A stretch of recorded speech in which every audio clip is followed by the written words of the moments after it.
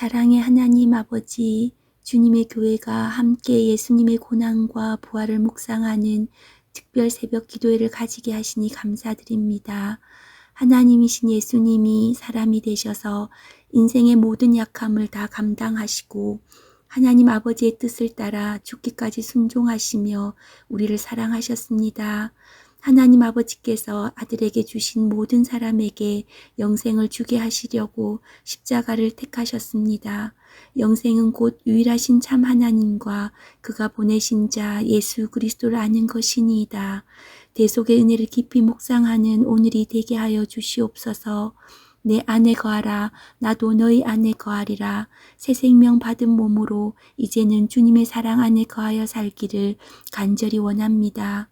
주님의 십자가로 죄인인 우리를 의롭다 하시며 하나님 나라 백성 삼아 주셨으니 이제는 우리의 영원한 왕이신 주님만을 모시며 진리의 말씀을 따르게 하옵소서. 제자들의 발을 씻기시며 주와 선생이 된 내가 행한 것 같이 너희도 서로 발을 씻기라고 말씀하셨습니다. 십자가를 앞두고 제자들의 가슴에 마지막까지 남겨주시고자 하신 것은 사랑이었으며 종의 모습으로 친히 섬기셨습니다.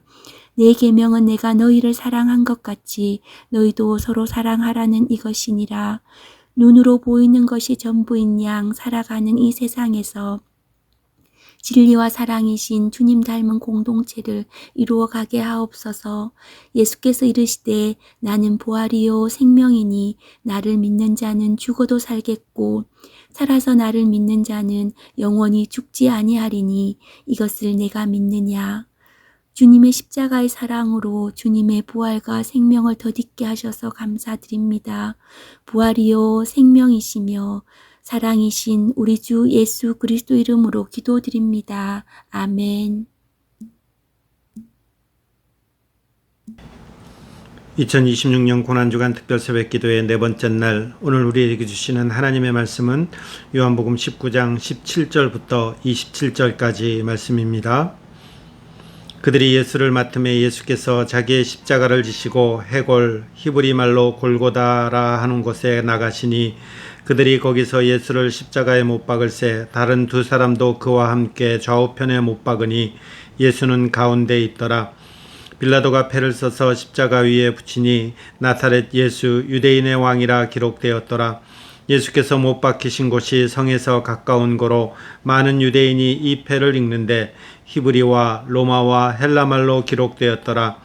유대인의 대제사장들이 빌라도에게 이르되 유대인의 왕이라 쓰지 말고 자칭 유대인의 왕이라 쓰라 하니 빌라도가 대답하되 내가 쓸 것을 썼다 하니라. 군인들이 예수를 십자가에 못 박고 그의 옷을 취하여 네 깃에 나눠 각각 한 깃씩 얻고 속옷도 취하니 이 속옷은 호지 아니하고 위에서부터 통으로 짠 것이라. 군인들이 서로 말하되 이것은 찢지 말고 누가 얻나 제비 뽑자 하니 이는 성경에 그들이 내 옷을 나누고 내 옷을 제비 뽑나이다 한 것을 응하게 하려 함이로라. 군인들은 이런 일을 하고 예수의 십자가 곁에는 그 어머니와 이모와 글로바의 아내 마리아와 막달라 마리아가 섰는지라. 예수께서 자기의 어머니와 사랑하시는 제자가 곁에 서 있는 것을 보시고 자기 어머니께 말씀하시되 여자여 보소서 아들이니이다 하시고 또 그 제자에게 이르시되 보라 내 어머니라 하신대 그때부터 그 제자가 자기 집에 모시니라. 아멘. 지난밤에도 주 안에서 평안히 잘 주무셨습니까? 오늘이 고난주간 특별 새벽기도의 네 번째 날입니다. 여기까지 잘 오셨습니다. 아침마다 말씀과 함께 기도할 수 있다는 것은 성도의 큰 복 중에 하나라고 생각합니다. 토요일까지 이어지는 이 말씀과 기도의 시간을 놓치지 마시고 하나님 말씀 앞에 무릎 꿇는 그 복됨이 여러분과 여러분 가정 가운데 넉넉히 임하기를 소원합니다. 오늘 본문은 예수님이 영원히 떠나가시느니라, 예수님이 십자가에서 죽는 그 마지막 순간을 기록하고 있습니다. 물론 다 이루었다 이런 표현이 마지막으로 등장하는데 이것은 내일 볼 것입니다. 내일은 그 본문을 중심으로 해서 이 예수님이 십자가에서 말씀하셨던 7개의 문장, 이것을 내일 살펴보고요. 오늘은 바로 그 전까지 살펴볼 것입니다. 오늘 본문은 빌라도가 예수를 십자가에 못 박도록 넘겨준 이후에 예수님이 십자가에 운명하시는 그 내용까지입니다. 근데 여러분, 본문을 가만히 유심히 살펴보면 오늘 요한복음은 다른 복음서의 기록 방식과 조금 관점이 다릅니다. 예수님이 십자가를 지고 골고다를 가는 그 길을 다른 복음서들은 매우 고통스럽게 그리고 있습니다. 끔찍한 장면도 있고 비인격적인 대우도 있고 여러 순환받는 모습도 있습니다. 그리고 아리마대 사람 요셉이 십자가를 함께 지고 가는 이 모습도 다른 복음서에는 등장합니다. 근데 오늘 요한복음은 이 모든 것을 굉장히 간단하게 기록해 놨습니다. 18절 보시면 그들이 거기서 예수를 십자가에 못 박을새 다른 두 사람도 그와 함께 좌우편에 못 박으니 예수는 가운데 있더라. 정말 간단하게 묘사하고 있습니다. 왜 그렇습니까? 했을 때에 요한이 물론 예수님의 그 육체적인 고난을 무시하거나 그것에 대해서 폄하하는 것이 아닙니다. 요한의 시선은 이 십자가 사건에 대해서 다르게 보았다라는 거죠. 어떻게 다르게 보았습니까? 그것이 무엇입니까? 라고 했을 때에 이 예수님이 골고다 언덕을 향해 가는 그 과정은 축소시켰지만, 그리고 많은 것은 생략시켰지만 오히려 길게 묘사한 부분이 있습니다. 여러분, 그것을 찾을 수 있겠습니까? 십자가 위에 달려있는 이 죄패를 가지고는 상당히 길게 그리고 자세히 묘사해 놓았습니다. 유대인의 대제사장들과 그리고 이 빌라도가 신경전을 벌이는 이 내용을 기록해 놓았죠. 나사렛 예수 유대인의 왕이라. 나사렛 예수라는 것은 유대인들이 예수님을 낮춰 부르는 표현이고, 유대인의 왕이라는 것은 로마가 예수님을 낮춰 부르는 표현입니다. 이것을 대제사장들이 자칭 유대인의 왕이라 이렇게 고쳐주십시오 이렇게 표현하죠. 요구하죠. 근데 빌라도는 내가 쓸 것을 썼다, 단호하게 거절하게 됩니다. 그리고 이 죄패를 다는데 히브리어로만 표현해서 유대인들만 읽을 수 있도록 한 것이 아니라 당시 유대인들의 언어인 히브리어, 그리고 당시의 유대인들과 그 당시 사람들이 쓰고 있던 헬라어, 그리고 전 세계에서 가장 많이 사용됐던 로마어, 이런 그 세 개의 언어로 그 죄패를 기록해 놓았다라는 것입니다. 지금 만약 한국에서 이런 일이 벌어졌다면 한국어, 영어, 중국어, 스페인어 이렇게 사람들이 읽을 수 있는 언어들을 쫙 다 동원해서 나사렛 예수 유대인의 왕 이런 표현을 위에다가 이렇게 딱 써붙인 것입니다. 요한은 이것을 길게 기록해 놓았고 요한의 관점은 여기에 있습니다. 그렇다면 이 요한은 지금 십자가 사건을 어떻게 보고 있는 것입니까?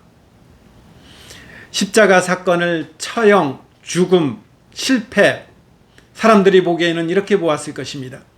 가장 힘겨운, 가장 모욕적인 죽음을 당하는 예수 그리스도, 이 땅에서의 모든 사역이 다 실패로 돌아간 바로 그 예수 그리스도. 어쩌면 십자가 사건을 사람들은 그렇게 봤지만 요한은 지금 왕의 대관식, 왕의 즉위식으로 본 것이죠. 그래서 이 유대인의 왕이 되는 이 과정을 요한은 길게 적어 놓은 것입니다. 여러분 이것을 어떻게 알 수 있습니까? 아까 말씀드렸듯이 모든 사람이 다 읽을 수 있는 언어로 기록했습니다. 이것은 예수님께서 이 땅 가운데 오셨을 때에 그는 유대인의 왕으로 온 것이 아니라 유대인의 왕뿐만 아니라 온 열방의 하나님께로 돌아오는 온 열방의 구원자로 온 왕의 통치자로 왔기 때문에 지금 이 죄패에다가 각 나라 언어로 기록한 것이죠. 그리고 또요, 내일 아침에 보게 될 그 본문이지만 이 19장 28절에 가면 이렇게 되어 있습니다. 그 후에 예수께서 모든 일이 이미 이루어진 줄 아시고, 그러니까 십자가 사형에 달리는 순간 예수님께 맡겨진, 예수님을 통해서 이루고자 하는 모든 일들은 지금 완성되었다는 것이죠. 그럼 그게 뭡니까? 예수님을 통해서 완성되는, 예수님을 통해서 이루고자 했던 그게 뭡니까? 라고 했을 때에 우리가 이제 창세기 하면서 조금 살펴보았지만 창조 때로 한번 돌아가 보자라는 것이죠. 하나님이 아담과 하와를 창조했습니다. 그 아담과 하와에게 맡겨진 사명이 뭡니까? 대리 통치자죠. 진짜 왕은 하나님이시고 이 진짜 왕인 하나님 밑에서 대리 통치하는 것입니다. 그 왕의 명령을 받아서 이 땅에서 생육하고 다스리고 번성하면서 이 피조계를 다스리는 역할, 이 대리 통치자 왕의 역할을 아담에게 맡겼습니다. 근데 이 아담이 이것을 실패했죠. 왜 실패했습니까? 불순종함으로 말미암아 하나님께서 맡겨주신 왕권을 수행하는 것이 실패했습니다. 근데 하나님께서 이런 아담의 실패로 말미암아 하나님의 계획이 틀어졌느냐 했을 때에 하나님은 기어이 그 하나님의 계획을 이루십니다. 무엇을 통해서 이루시나요? 바로 아담이 불순종함으로 실패한 그 일을 두 번째 아담인 예수 그리스도가 순종함으로 말미암아 그 일을 이루신 것이죠. 아담이 불순종함으로 말미암아 실패한 그 왕권을 예수님은 순종함으로 말미암아 그 왕권을 회복시키고 그리고 하나님 나라의 왕으로 등극하는 것입니다. 그래서 이 십자가 사건을 요한은 그렇게 보는 것이죠. 왕의 즉위식, 왕이 대관식, 그리고 이 일들을 요한은 하나님께서 예수님에게 맡기셨고 예수님은 그것을 지금 다 이루셨다, 이렇게 보고 있는 것입니다. 이제 예수님은 하나님께서 만국 백성 중에서 택하여서 자기 백성으로 삼으신 그 하나님 나라의 왕이십니다. 그는 유대인의 왕으로 오셨음에도 불구하고 장차 만국 백성을 다스린다고 예언된 인물임을 글로 적어서 명백하게 드러내고 있고, 그는 이제 오순절 성령 강림 이후에 이런 것들이 전 세계에 가시적으로 드러나게 됩니다. 이런 예수님의 왕위, 왕권이 회복되었습니다. 그분은 왕으로서 대관하셨고, 대관식을 가졌고, 그리고 왕으로서 즉위식을 가졌습니다. 그러면 이 왕으로서의 통치가 언제 완벽하게 완성됩니까? 우리는 이것을 요한계시록을 통해서 확인했습니다. 종국적으로 십자가를 통한 이 왕권은 하나님께서 그 하나님의 영광이 가득한 지성소에서 주님의 완전한 통치에 순종하는 백성들이 모여들므로 말미암아 하나님의 영광이 가득한 하나님의 임재가 있는 그곳에 하나님의 백성이 모여들므로 말미암아 그 속에서 하나님의 통치가 완벽하게 이루어지는 것이 요한계시록의 21장에 등장하는 바로 그 모습입니다. 그 새하늘과 새 땅에서 이제 하나님의 신부된 예수 그리스도의 신부된 이 새 예루살렘은 예수님의 순종으로 이루어진 그 십자가를 통해서 그 왕 대신 예수 그리스도 앞에 영원한 주님의 통치를 받으며 만국의 영광과 존귀를 가지고 그 속에서 하나님의 영광을 마음껏 누리는 자로 우리는 예비되어 있고 우리는 그 날을 향해서 또한 나아가는 자들, 그게 저와 여러분들의 모습이고 우리의 신앙생활인 것입니다. 자, 그렇다면 이제 이 말씀을 가지고 우리가 몇 가지로 적용해 보겠습니다. 첫 번째로 이 십자가 사건을 두고 어떤 사람들은 실패로 보았고 십자가 처형으로 보았고 예수님의 죽음으로 보았습니다. 그러나 요한은 이 십자가 사건을 하나님께서 창조 세계에 창조하면서 말씀하셨던 그 하나님의 계획이 예수 그리스도를 통해서 이루어지는 것으로 보았고, 그리고 예수 그리스도는 그 하나님의 말씀 앞에 순종함으로 말미암아서 이제 하나님의 왕권을 회복하고 하나님의 왕에 즉위하는 그 모습으로 요한은 바라보았습니다.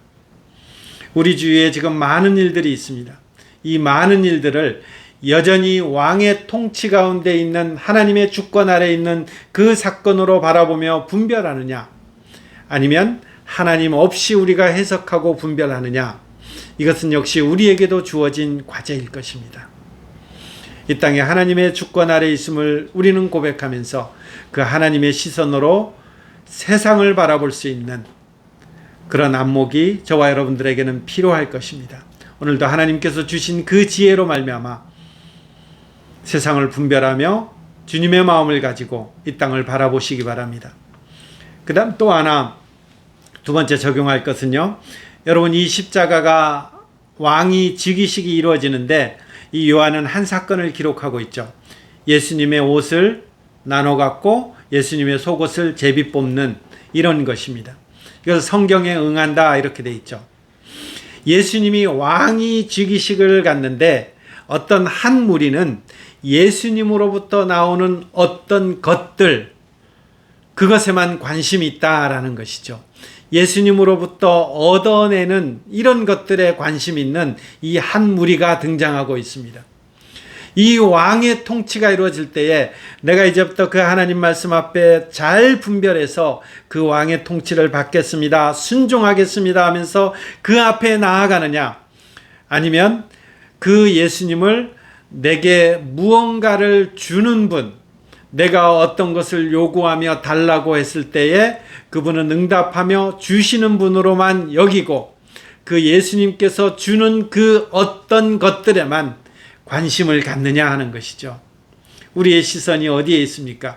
예수님의 마음을 헤아리며 그분의 통치, 그분의 순종 앞에 우리가 엎드리며 나도 주님처럼 순종하며 말씀 앞에 순종하며 왕의 통치를 받겠습니다 결단하는 사람입니까? 아니면 예수 그리스도로 말미암아 내게 어떤 유익이 있나를 살펴보는 사람들입니까?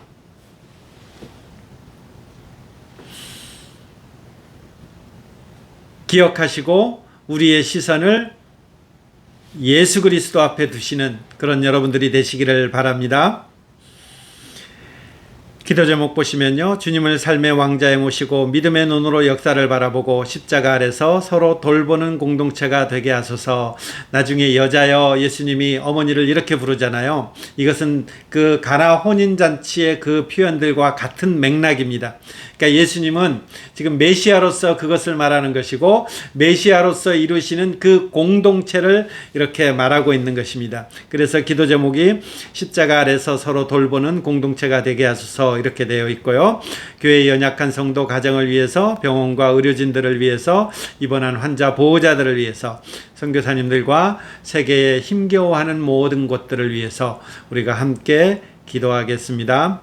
하나님 아버지, 오늘도 우리가 이 땅을 살아갈 터인데 엉뚱하게 바라보지 않고 주님의 마음을 품고 분별력을 가지고 주님의 왕된 통치를 바라보며 그 왕의 모습 앞에 순종하며 그렇게 오늘 하루를 잘 살아내게 하여 주옵소서.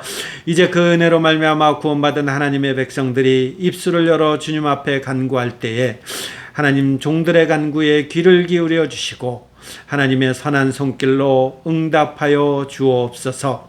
오늘도 종일토록 주님 은혜를 사모하며 예수님의 이름으로 기도드립니다. 아멘.